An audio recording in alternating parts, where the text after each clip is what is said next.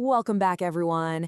If you are a Japanese English language learner who has ever struggled to find the exact right words when you're going through a tough time, well, you are in the right place. Today's explainer is all about how to naturally express overcoming setbacks. We aren't just memorizing boring textbook vocabulary here. We're getting into the living, breathing language of human resilience. We're going to look at 5 essential phrases native English speakers use every single day to talk about moving past difficult moments. Okay, let's dive into this. Here's our roadmap for today. First, we'll talk about English to switch feelings. Second, an explanation of our 5 essential phrases. Third, a really important caution on the phrase, get over it. Fourth, usage in daily conversation. And finally, a summary on connecting with others. Let's get right into it. Section 1. English to switch feelings. Let's talk about pivoting to the positive. Look, we all know life isn't perfect, right? Every single one of us makes mistakes, faces disappointments, or just goes through incredibly tough times. It's a universal human experience. But what changes from culture to culture and language to language is how we actually talk about these moments. In English, there's a really rich set of vocabulary specifically designed to describe that pivot. You know, that exact moment when you decide to stop dwelling on the negative and start looking forward. So I want to ask you directly, how do you overcome tough experiences in English right now? Think about a recent time you were upset. Maybe you made a mistake at work or had a disagreement with a friend. If you had to explain to an English-speaking colleague that you're trying to heal and move forward, what exact words would you use? Take a mental note of your answer because I guarantee that by the end of this explainer, you're going to have a much more powerful, natural toolkit to use. Section 2. Explanation of 5 essential phrases. Let's move to and see how this builds our core vocabulary. All right, our very first phrase is get past it. Basically, this means to move beyond a problem or a mistake. A great way to visualize this is through sports. Imagine a young basketball player who just missed an absolutely crucial shot. Or actually, maybe they completely tripped and fell in front of the entire crowd. They're embarrassed, they're totally in their own head, and they're playing terribly because they just can't stop thinking about that mistake. A coach will pull them aside and say, hey, you've just got to get past it and focus on the game. It's about recognizing that the obstacle is literally behind you and you have to mentally step past it to stay present. Next up is move on. This means to emotionally or mentally leave a past event behind and focus entirely on the present or the future. What I absolutely love about this phrase is its versatility. It's got a literal, almost unemotional use, but also a highly emotional, figurative use. For example, in a corporate meeting, a manager might say, let's move on to the next agenda item. 0 emotion, right? Just logically proceeding. But we also use it for deep emotional healing. If someone goes through a terrible breakup, or if they have to finally forgive someone after a long feud, they might say, it took years, but I finally moved on. It's the act of letting that heavy emotion go. Our third phrase is let go. This means to release negative feelings, resentment, or any attachment to something that is actively holding you back.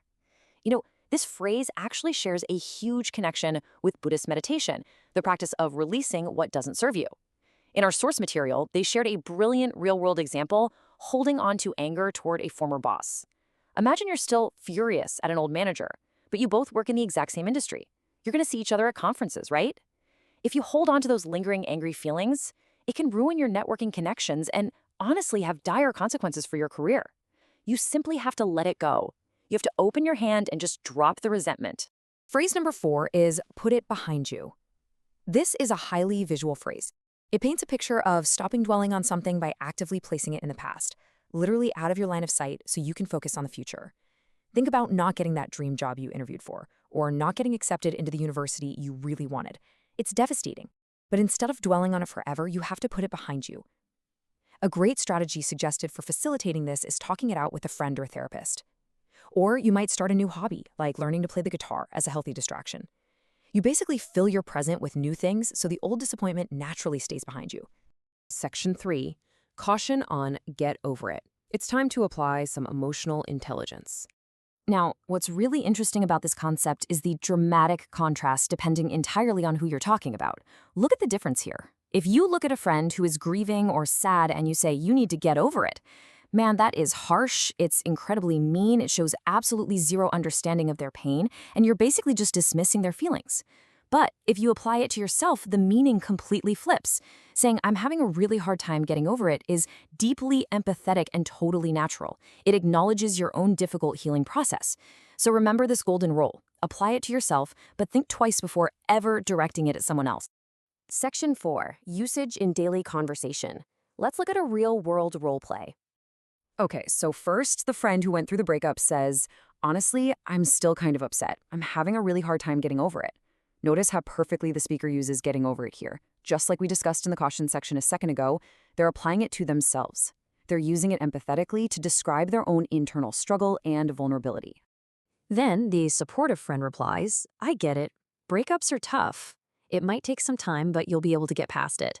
And this brilliantly illustrates how to use our vocabulary to actually support someone.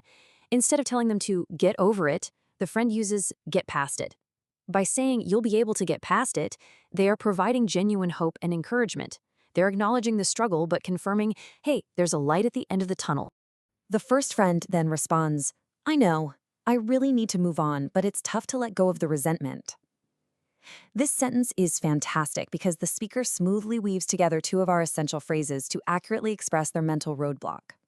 They know logically they need to move on, to leave the event behind, but they fully admit they're struggling to let go of that heavy negative resentment holding them down. It's a highly sophisticated, natural, emotional sentence.